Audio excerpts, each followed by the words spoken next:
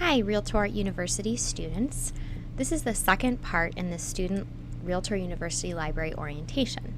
In this section, we'll discuss finding sources for discussion posts. So discussion posts are something that, as you may already know, are a large part of the Master of Real Estate program.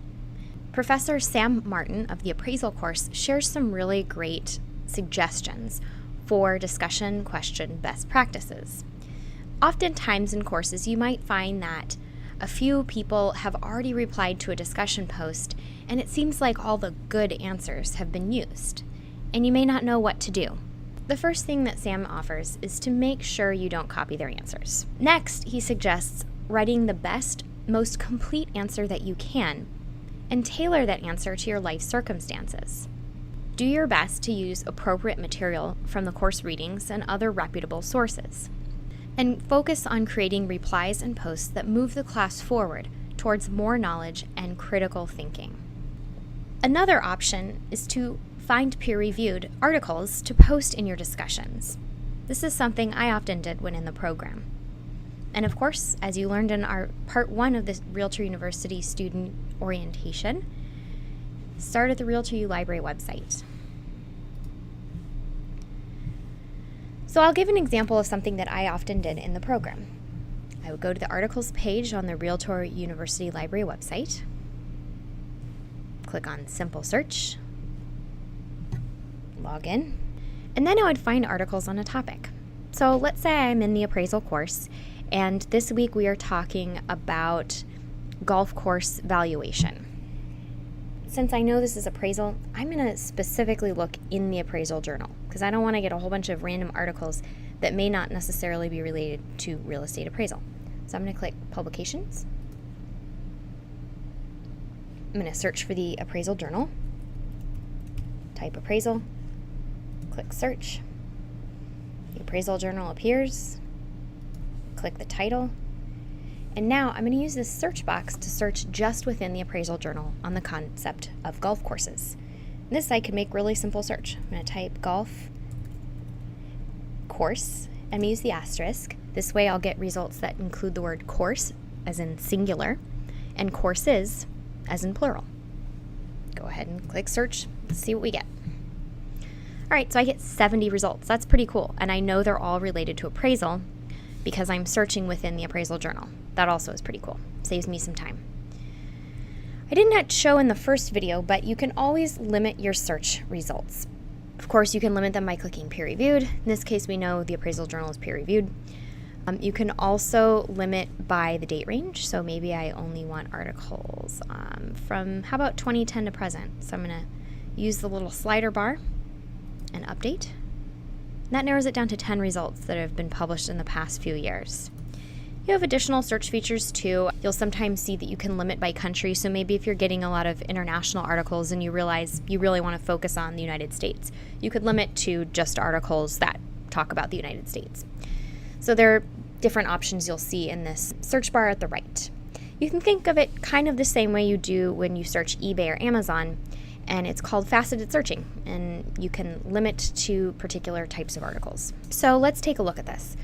We've got one, the impact of relative size on home values. Talks a little bit about golf courses, but that's not quite what I'm looking for. We have nuclear power station on land sales prices, not quite what I'm looking for. Let's keep looking down and see. Okay, this looks actually very interesting. $1 million review, a study of golf course, mountain, and lake lots. Sounds like what I'm wanting to write about. Go ahead and click on the title. And then here I've got the article. My text search is highlighted in yellow, so anytime that my search term comes up in the article, I can quickly scan and see it. I'm going to click on turn on search term navigation so I can kind of jump throughout the document to see the different times that this is discussed. This paragraph right here, it's actually within the abstract. It's the very first article. This is really interesting. It says, the results of this study confirm a hierarchy in pricing of golf course lots, with premiums ranging from 42 to 85% for views of the golf course, 94 to 133% for lake views, and then even more for lakefront lots. So this is a great quote. So let's say we're talking about golf course valuation in the appraisal course, I could use this. This is really fantastic. So I'm going to show you what I often do. I go ahead and I copy Control C or Command C, and then I open a Word document. It's good to type Control V. I'm going to paste it in there. It's good to type your discussion posts in a tool like Microsoft Word or Notepad or wherever on your computer. If you type it directly into the course platform and you have a blip in your internet access, you could lose your discussion posts, and you don't want to do that. So I would always type up my discussion posts on research findings, usually in a Word document or in a document, maybe a Google Doc or on Dropbox, so that I could access it from multiple computers. And then that way I can work on them over the course of the week and post them when they're ready. So since I copied this directly, I don't want to plagiarize. I don't want to take credit for doing this research myself. Instead, I want to give credit to someone. So since it's a direct quote, I need to use quotation marks. And then, of course, I need to cite it. And then I also need to have a references list. Okay, so the next thing that we need to do is grab a citation for this article, so that if my classmates see it and they want to look at it too, they know exactly where to find it. So I'm going to scroll to the top of the article. I'm going to use this nifty Cite button.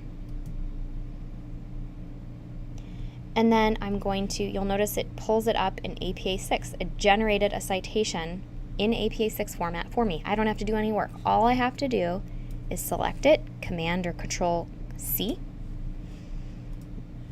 go back to my Word document under the references list and Control V, and now I have an APA citation.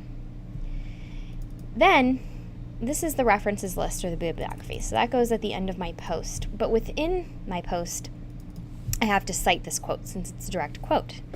We have a lot of tutorials which I'll cover in the next section of the student orientation on APA formatting.